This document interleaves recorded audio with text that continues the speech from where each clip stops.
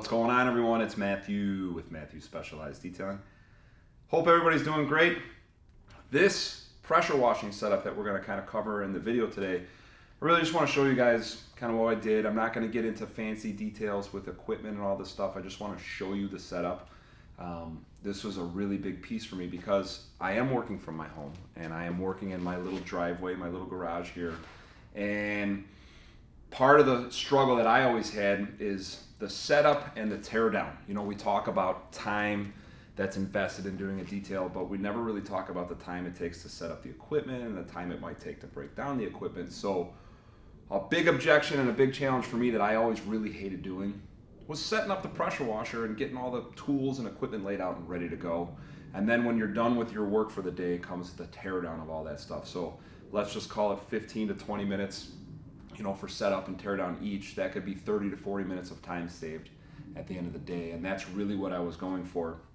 So in order for me to actually make that a reality here in this corner, first we needed to get water into this corner. And so there was a little bit of a struggle there, where we're going to run the pipe, what size pipe we're going to run, all that kind of specifics that led us to where we are here now with this setup. But I want to bring you guys in a little closer and I want to show you what we did here with this pressure washing setup. So let's go. This is my old, forgive me if I say it wrong, I think it's Cratcher, something like that.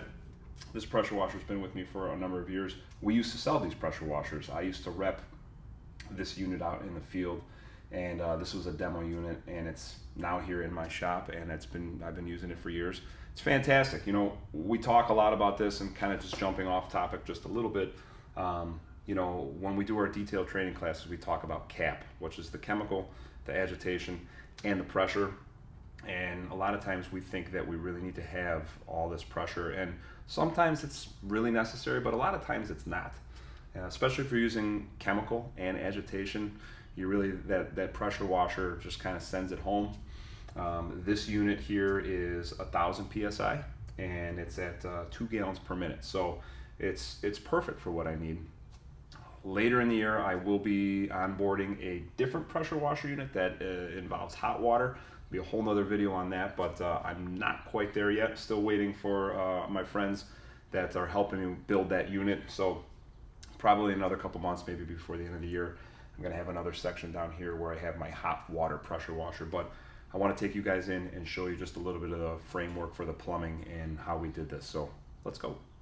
This is my garage, obviously, right? And when you go on the other side of this wall, it's actually my music room in the house. It's where the foundation kind of meets the garage. So there's water that runs along the bottom, and it kind of runs out here. And on the other side of this wall, why don't I just show you? You've probably seen it before, but on the other side of the wall, it's the outside. Here's where the water comes out.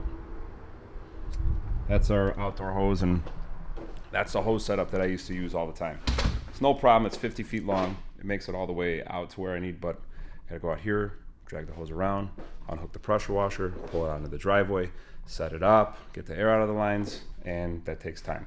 So we ended up kind of just taking that water line that's already in the crawl space, teeing off that line, up the wall past my buffing pads, and down the wall. And what slowed me down originally was having to remove the shelf that was over there and just get it over here. I do have a sign coming to cover that because I'm getting sick of seeing that stuff in the photos. That's where we keep some of our gardening supplies. In any case, water comes down, and originally we were talking about flying a tank up on the wall somewhere between maybe 15 to 20 gallons because, as I mentioned earlier, I do plan on getting a second hot water pressure unit that's going to go down here. And we talked about some options of having more capacity of water, and a tank would allow me to do that. However, we did our water test. I was encouraged by a professional. He said, before you do anything, do a water test. So we got the water on, and right here we end up getting 7 gallons a minute. So I have plenty of flow, and it's not like I'm going to be running both units at the same time. So while we're over here, I just wanted to kind of show you how this is set up. There are going to be situations where I still go out into the field and want to take this unit with me on a mobile job. So I actually left the cord to this unit. It's still plugged in, and I kind of actually have it coiled here in the pallet. So I can unplug it from the wall, quick disconnect here, and undo the hose whip, and boom, I can take it off the shelf. So with a little bit of effort, I can disassemble this thing if I need to take it out into the field.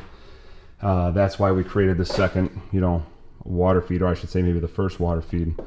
So this could be on its own, because there are many other times where I still like just using a garden hose, which I have here. And of course I have a little hose whip. And I think eventually when the next unit comes, I'll just get a tri-tap here so I can keep 3. And I don't need to really worry too much about it, because there's not going to be a situation where I'm going to have all the water sources open and everything with guns a-blazing at one time. So that's kind of why we chose this little setup. We opted out not to do the tank on the wall because I have great water pressure and it's going to accommodate my needs perfectly. So what I am going to plan on doing up here in the future, I got to look a little bit more into the setup and the cost, but I do want to get filtered water so I can wash in the sun. That'll be a big game changer.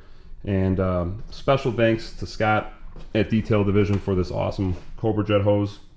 Scott and I kind of talked a little bit about this setup, and he kind of encouraged me a little bit to future-proof it in case I wanted a longer pressure washer hose. So this is a 100-foot hose reel with a 50-foot pressure washer hose on it. It's nice. It's a little bit, I have a little bit more space.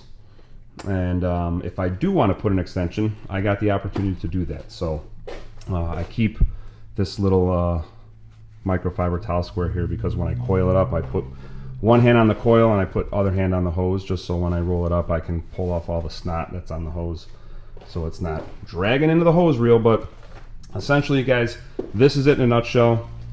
Hot pressure washer is going to go here eventually when it arrives. And in the meantime, this is where I keep a lot of my tools, my wet work tools, and the buckets and the sprayers and the foamers. They're all here. This is my little wet work area. This is Matthew's Specialized Detailing Little Garage. And although it's small, it's super functional, and I pretty much have a home for everything. So thank you guys for watching. If you have any questions, please leave them in the comments below. I will put a little bit more specific information of my exact pressure washer model and the hose reel and the pressure washer hose and some of the stuff you saw in the video. So if you guys got any questions, leave them in the comments below, and I know we'll see you soon. Have a good one.